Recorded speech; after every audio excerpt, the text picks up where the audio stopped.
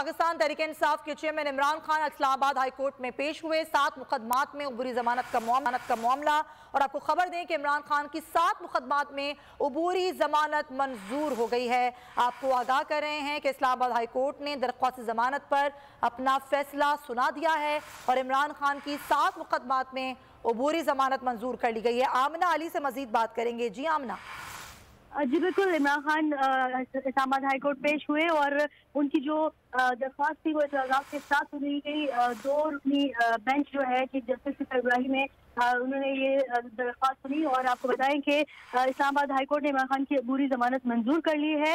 इमरान खान की 7 मुकदमात में जो है अबूरी जमानत मंजूर हुई है। इस्लामाबाद हाई कोर्ट का ये कहना है कि इमरान खान की सिक्योरिटी का मामला हल होने तक जमानत का केस हाई कोर्ट में ही सुना जाएगा। तो आपको बताएं कि इमरान खान की जो 7 मुकदमात में अबूरी जमानत है वो मंजूर कर ली गई है इस्लामाबाद हाई कोर्ट की तरफ से। जी ठीक है आमना अली, बहुत शुक्रिया हमें आगाह करने के लिए कि 7 मुकदमात में जमानत इमरान खान की मंजूर कर ली गई है। इस्लामाबाद हाई कोर्ट ने यह फैसला सुना दिया है।